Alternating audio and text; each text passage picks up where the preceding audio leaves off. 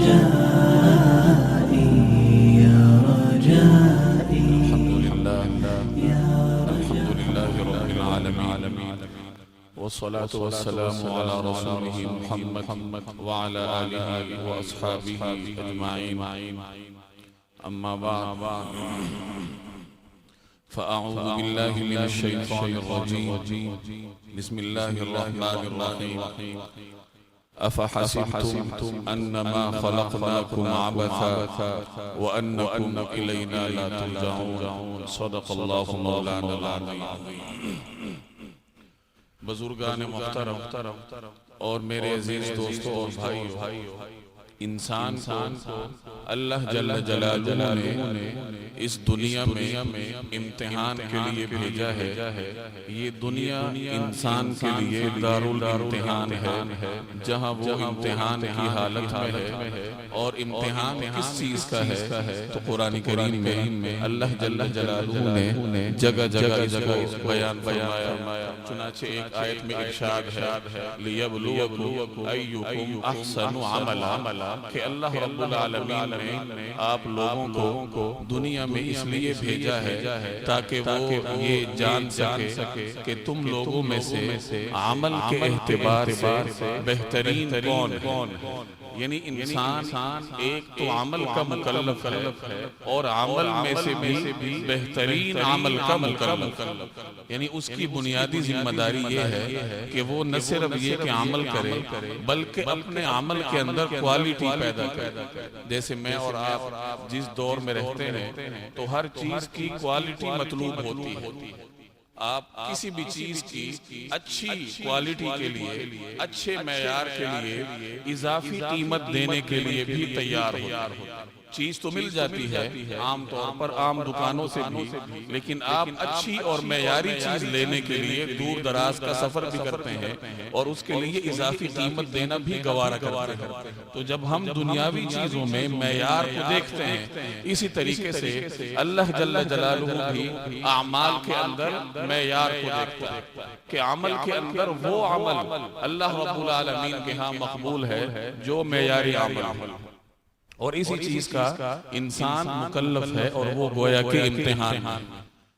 एक बात याद रहे कि इस्लाम ये सिर्फ इबादत का मजमुआ नहीं है। हम ये समझते हैं कि ये दीन कुछ खास इबादत का मजमुआ है, हालांकि ऐसा नहीं, बल्कि इस्लाम एक ऐसा दीन है जो हमारी जिंदगी के हर गोशे को मुहीत है। हर गोशे के बारे में इस दीन ने मुझे और आपको कुछ न कुछ अहकामात दे रखे हैं। और ये मेरे और आपकी बुनियादी जिम्मेदारी है कि हम अपनी जिंदगी के हर लम्हे में अल्लाह रब्बुल आलमीन के अहकामात की इताअत करें और उसकी फरमाबरदारी करें। जैसे कुरान करीम में या नबी करीम सल्लल्लाहु अलैहि वसल्लम का एक फरमान है, ला युमिन अहदुकुम हत्ता यकूना हवाहु तबिअन लिमा जिअतु बिही, कि तुम में से कोई शख्स उस वक्त तक एक मुकम्मल मोमिन नहीं बन सकता जब तक वो अपनी ख्वाहिशात को मुकम्मल तौर पर मेरे लाए हुए दीन के ताबे न कर दे। अब ये एक फरमान में नबी करीम सल्लल्लाहु अलैहि वसल्लम ने मुझे और आपको जिंदगी गुजारने का एक लाहे अमल तालीम फरमाया कि जो तुम्हारी ख्वाहिशात हैं उनको मेरे लाए हुए दीन, मेरे लाए हुए अहकामात के ताबे करके जब जिंदगी गुजारोगे तो ये तुम्हारा अमल अल्लाह रब्बुल आलमीन के यहाँ मकबूल भी है और यही तुम लोगों से मतलूब है। और अगर कोई ऐसा न करे, अपनी ख्वाहिशात के पीछे चले कि जहां उसका दिल किया उसने दीन पे अमल किया और जहां उसका मिजाज दीन से हम आहंग न हुआ वहां उसने दीन को छोड़ दिया, तो जो शख्स अपनी तमाम ख्वाहिशात को नबी करीम सल्लल्लाहु अलैहि वसल्लम के फरामीन के ताबे न करे, कुरान करीम में उसके बारे में इरशाद है, फ़इल्लम यस्तजीबू लक, कि जो शख्स आपको मुकम्मल मुकम्मल तौर पर जवाब नहीं देता, यानी जो शख्स अपनी तमाम ख्वाहिशात को आपके अहकामात के ताबे नहीं बनाता, फालम, तो आप जान लीजिए अन्नमा यत्तबिऊन अहवाअहुम, कि वो अपनी ख्वाहिशात के पीछे चल रहा है, वो नफ्स का गुलाम है, वो ख्वाहिशात का गुलाम है, और उसे आप सल्लल्लाहु अलैहि वसल्लम के फरामीन की वक़्त नहीं है, बल्कि वो अपनी ख्वाहिशात को देखता है। इंसान के अंदर अल्लाह ताला ने ख्वाहिशात रखी हैं, और याद रखिए कि ये ख्वाहिशात इंसानी बका के लिए इंतहाई जरूरी है। बैठ जाओ यार, हर किसी को आप मुतमईन नहीं कर सकते। हर आदमी का मुख्तलिफ मयार होता है, कोई आपसे क्या कहेगा, कोई क्या कहेगा, आप एक साइड करके छोड़ दो।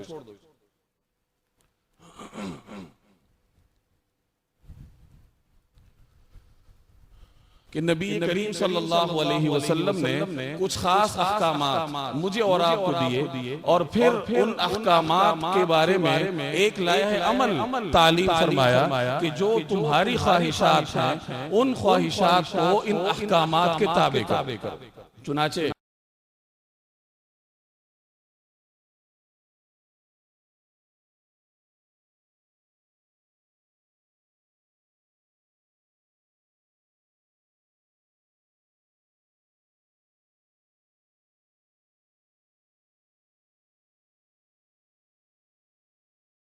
जैसे मैंने अर्ज किया, अल्लामा इब्न क़य्यिम रहमहुल्लाह के चंद जुमले हैं कि इंसान के अंदर अल्लाह जल्ल जलालुहु ने ख्वाहिशात रखी, और इंसान के अंदर ये ख्वाहिशात ये उसके फायदे के लिए हैं। अगर इंसान अच्छे तरीके से इन ख्वाहिशात को इस्तेमाल करे तो वो इनसे फायदा उठा सकता है। मिसाल के तौर पर अल्लाह ताला ने इंसान के अंदर भूख की ख्वाहिश रखी, खाने की ख्वाहिश है, पीने की ख्वाहिश है, निकाह करने की ख्वाहिश है, और मुख्तलिफ ख्वाहिशात। अब अगर ये ख्वाहिशात न होती, इंसान को खाने की तलब न होती, वो खाना न खाता, अपने आप को बर्बाद कर बैठता। अगर उसके अंदर निकाह करने की तलब न होती तो वो मुआशरे की आबादी में अपना हिस्सा नहीं डाल सकता। तो ये मुख्तलिफ ख्वाहिशात हर इंसान के अंदर अल्लाह जल्ल जलालुहु ने रखी हैं, और अगर इन ख्वाहिशात को एक महदूद दायरे के अंदर दीन के अहकामात की रोशनी में इनको इस्तेमाल किया जाए तो ये इंसान की बका की जामिन है। लेकिन अगर इन ख्वाहिशात को बेलगाम छोड़ दिया जाए और दीन की रोशनी और वही की रहनुमाई से मुस्तगनी होकर अगर इंसान अपनी ख्वाहिशात के ताबे होकर चले तो कुरान करीम ने उसके बारे में बड़े सख्त अल्फाज इस्तेमाल किए हैं कि वत्तबअ हवा फमसलुहु कमसलिल कल्ब, कि वो शख्स अपनी ख्वाहिशात के पीछे चला, वो नफ्स का गुलाम बनकर रहा, और उसकी मिसाल ऐसी है कमसलिल कल्ब, जैसे कुत्ता होता है। कितने सख्त अल्फाज कुरान करीम ने इस्तेमाल किए हैं नफ्स के पुजारी के लिए, क्योंकि जो ख्वाहिशात का गुलाम है, जो नफ्स का पुजारी है, उसमें और हैवान में कोई फर्क नहीं है। जानवर भी इसी तरह का काम करता है कि जब उसका दिल करता है खाता है, जो चीज उसके मन में आती है वो कर गुजरता है। न कोई दुनियावी कानून उसको रोकने वाला है, न कोई आसमानी रोशनी उसको पाबंद करने वाली है, वो आजाद है। अगर इंसान भी इसी रविश पर चले कि जो उसका दिल आए वो करे, जहां उसका दिल आया उसने दीन पे अमल किया, जो उसको आसान अहकाम लगे, और जो अहकामात थोड़े मुश्किल थे, जहां उसने सोसाइटी का मुकाबला करना था, जहां उसने अपने अंदरूनी नफ्स का मुकाबला करना था, जो ख्वाहिशात इस किस्म के उसके हुए, वहां उसने दीन को फरामोश कर दिया। ये है नफ्स का पुजारी, और ये इसको कुरान करीम नफ्स अम्मारा कहता है कि ये वो नफ्स है जो आपको बुराई की तरफ लेके जाता है। इंसान का नफ्स मुख्तलिफ तरह का होता है। अगर ख्वाहिशात आपकी बेकाबू हैं और आपको बुराई के रास्ते पे डालने वाली हैं तो ये नफ्स अम्मारा कहलाता है।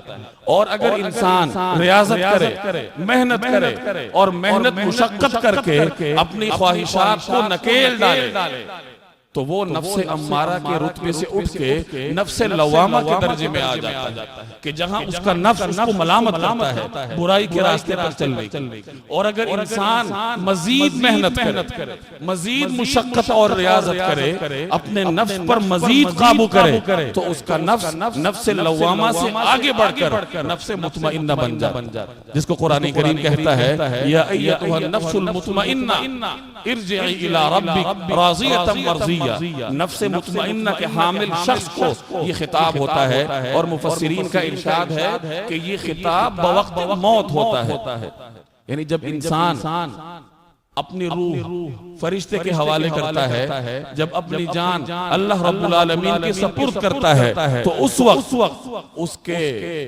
यानी उसके इत्मीनान के लिए, उसके तीब खातिर के लिए अल्लाह जल्ल जलालुहु की जानिब से ये खिताब उसको होता है या अय्युहन नफ्सुल मुतमइन्ना, ए नफ्स मुतमइन्ना के हामिल, ए वो शख्स जिसने सारी उम्र अपनी नफ्स पर रियाजत की और नफ्स अम्मारा से ऊपर उठकर नफ्स लवामा तक पहुंचा और उसके बाद नफ्स मुतमइन्ना उसने हासिल किया, ए वो मुबारकबाद के मुस्तहिक शख्स, इरजिई इला रब्बिक मर्जिया फदखुली फी इबादी वदखुली जन्नती। तुम आओ अपने रब की तरफ इस हाल में कि तुम रब से राजी हो और रब तुमसे राजी है। फदखुली फी इबादी, मेरे नेक बंदों में दाखिल हो जाओ, वदखुली जन्नती, और जन्नत में आराम और इत्मीनान से दाखिल हो जाओ। ये उस शख्स को आखिरत के मनाजिल में से पहली मंजिल यानी हालत नज़ा के वक्त अल्लाह रब्बुल आलमीन की तरफ से खिताब होता है, जिसने दुनिया में अपनी ख्वाहिशात को अपने कंट्रोल में रखा, जिसने अपनी ख्वाहिशात को लगाम डाले रखी, जिसने अपनी जिंदगी के हर लम्हे में, अपने शब और रोज में, अपनी जाती मुआशरती इनफिरादी जिंदगी के तमाम पहलुओं में जो शख्स अल्लाह ताला के अहकामात पर अमल करने का अपने आप को खूगर बनाता है, पाबंद बनाता है, उस शख्स के लिए अल्लाह ताला का ये सबसे पहला इनाम है और आगे फिर उसके लिए इनामात की लाइन खुल जाती।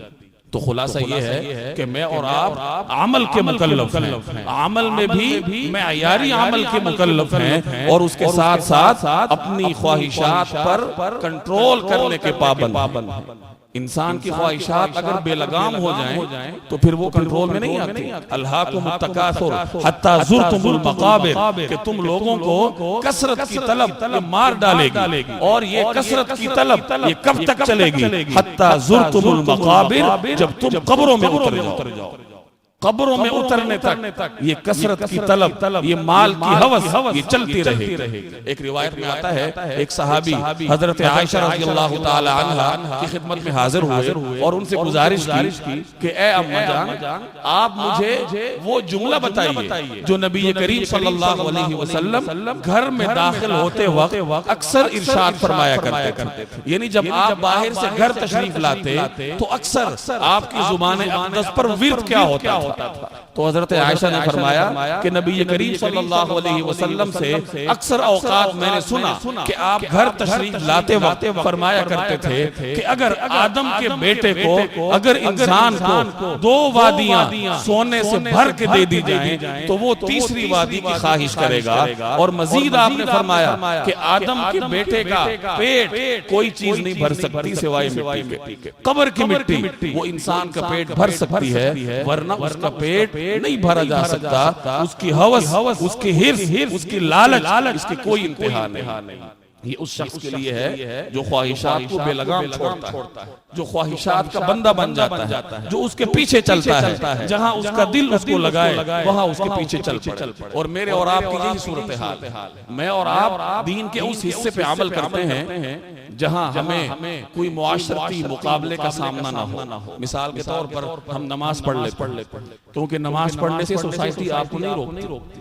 नमाज पढ़ने में आपको सिर्फ शैतान का तो मुकाबला करना होता है, घर का, खानदान का, सोसाइटी का, इस चीज का मुकाबला इसमें नहीं है। रोजा रख लेते हैं, हज कर लेते हैं, इसी तरीके से ज़कात अदा कर देते हैं, लेकिन वो उमूर जिनमें मुझे और आपको मुआशरे से लड़ना हो, जो बुरी रसूम और गलत रिवाज मेरे और आपके मुआशरे में, जब वहां उसकी बारी आती है तो बड़े बड़े दीनदारों को, बड़े बड़े नमाजियों को हमने फिसलते देखा है कि वहां इंसान अपनी ख्वाहिश का मुकाबला नहीं कर पाता कि खानदान क्या कहेगा, शरीक क्या कहेगा, बिरादरी में नाक कट जाए। मिसाल के तौर पर शादी की रसूमात को आप ले लीजिए।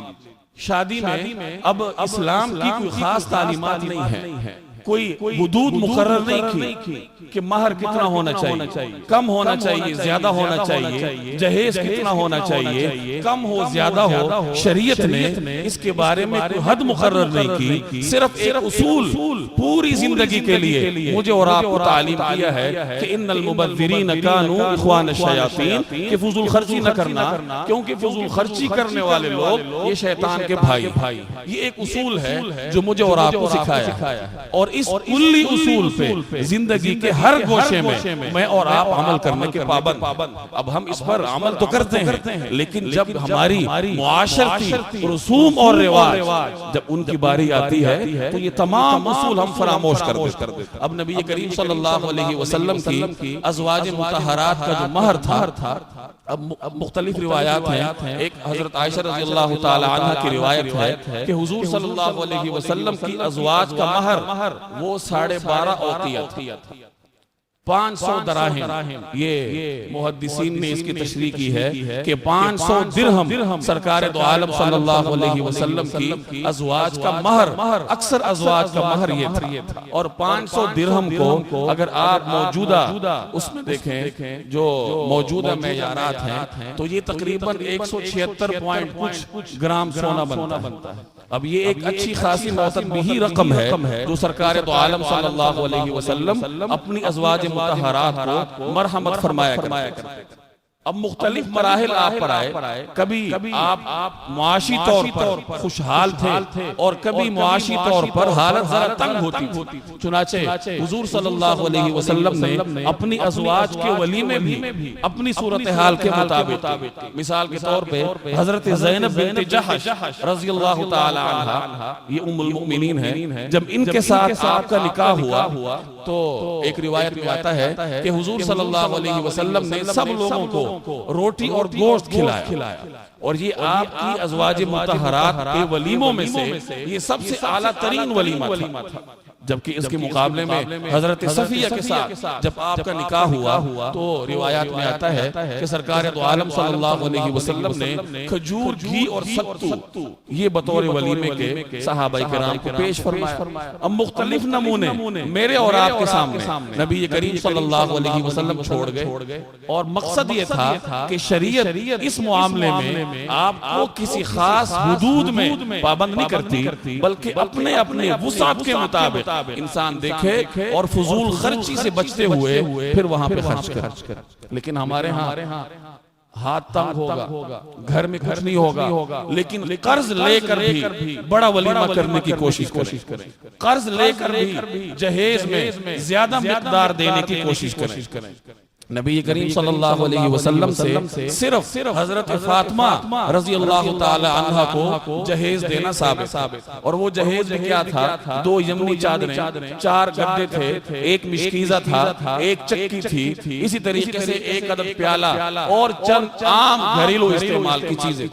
तो सिर्फ हजरत फातिमा को आपने जहेज में ये चीजें इनायत फरमाई। और उसकी एक तौजीह ये भी बयान की जाती है कि चूंकि हजरत अली रज़ियल्लाहु ताला अन्हु वो आपकी किफालत में थे, जनाबी अबू तालिब ये मुआशी तौर पर तंगदस्त थे, तो हजरत अली रज़ियल्लाहु ताला अन्हु बचपन से ही हुजूर सल्लल्लाहु अलैहि वसल्लम की किफालत थे। तो एक तरफ आप बेटी के वालिद थे, दूसरी तरफ जो खावंद है वो भी आप ही की किफालत में है। इसीलिए नबी करीम सल्लल्लाहु अलैहि वसल्लम ने इन दोनों के लिए सामान्य जिंदगी मुहैया। अब ये एक नमूना छोड़ गए मेरे और आपके। अब होना ये चाहिए कि हर शख्स अपनी वुसात के मुताबिक यहाँ खर्च करे। अगर अपने आप को मकरूज करेगा, अपने आप पर इजाफी बोझ डालेगा, तो वो फजूल खर्ची में जाकर इंसान के लिए वबाल बने। लेकिन यहाँ आकर हम दीन को भूल जाते हैं, हम दीन की तालीमात को फरामोश कर देते हैं। अगर मुआशी तौर पर तंगदस्त है, वो अपने आप को मकरूज करके और बेजाह नुमाइश के जरिए शरीयत का मजाक उड़ाता है। लेकिन दूसरी तरफ जो मुआशी तौर पर खुशहाल है, वो खाना कितना जाया होता है बड़े बड़े वलीमों में, वो इस शक्ल में दीन का मजाक उड़ाकर अपने रब को नाराज करता है। इसी तरीके से आप गम के मौके को देख लीजिए। सबसे पहली नाफरमानी जो हम गम के मौके पे दीन की करते हैं, वो रास्ता बंद करके की जाती है। ये रास्ता बंद करना गोया के हम इसको दीनदारी ही नहीं समझते। मेरे और आपका ये ख्याल है कि रास्ते के बारे में शरीयत का कोई कानून, कोई उसूल, कोई ज़ाब्ता नहीं है। अगर मैं 5 वक्त की नमाज मस्जिद में पढ़ता हूँ और रोजा भी मैंने रखा हुआ है, लोग मुझे हाजी भी कहते हैं, ज़कात भी मैं देता हूँ, अब मुआशर के रसूम में मैं आजाद हूँ। मैं चाहूँ तो रास्ता बंद करूं, मैं चाहूं तो रोड ब्लॉक कर दूं, जो मेरे दिल में आए मैं करूं। शरीयत मुझे पाबंद नहीं करती। हालांकि ये भूल है मेरे और ये गलत फहमी है। शरीयत के बड़े सख्त अहकामात हैं रास्ते के मुताल्लिक। सुनन तिरमिज़ी की रिवायत है, नबी करीम सल्लल्लाहु अलैहि वसल्लम का इरशाद है कि अल्लाह रब्बुल आलमीन ने पूरी रोई जमीन को मेरे लिए सजदागाह बनाया।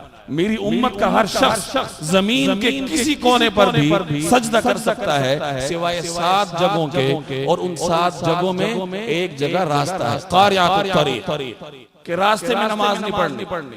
अब जो नबी रास्ते में नमाज पढ़ना गवारा नहीं करता, जो रास्ते में अल्लाह जल्ल जलालुहु को सजदा करना गवारा नहीं करता, वो फंक्शन करना कैसे गवारा करेगा? वो गमी के मौके पे रोड ब्लॉक कर देना, पूरा मोहल्ला सील कर देना, ये कहाँ गवारा करेगा?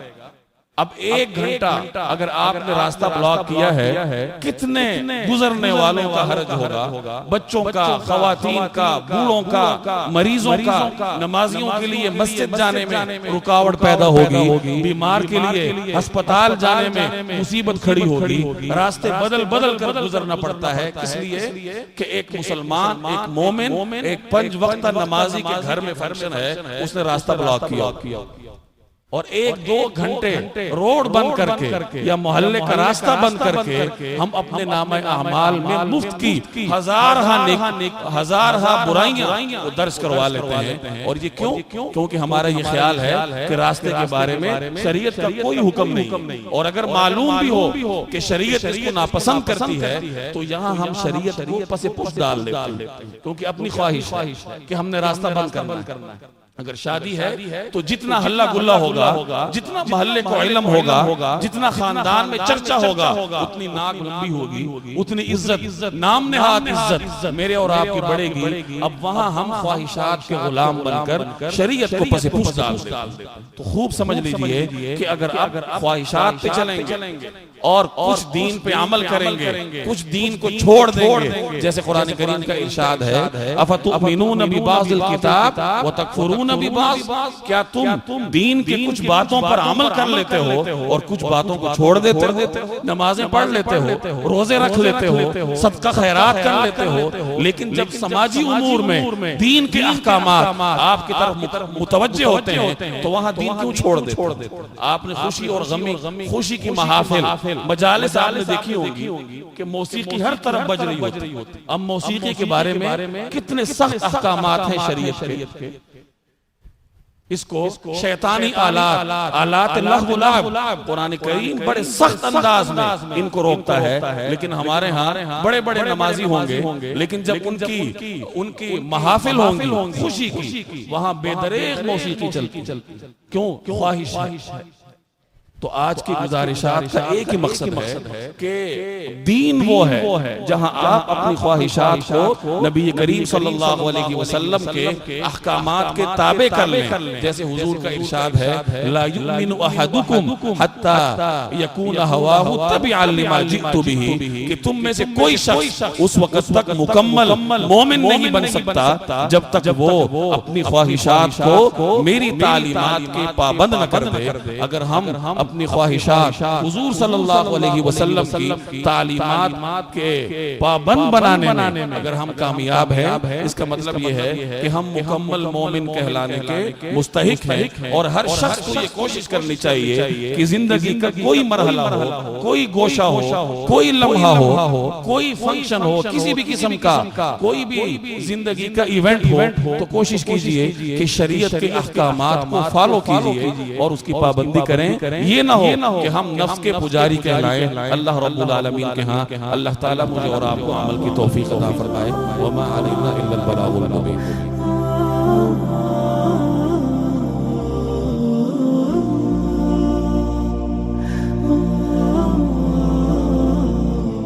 या रजाई या रजाई या रजाई या रजाई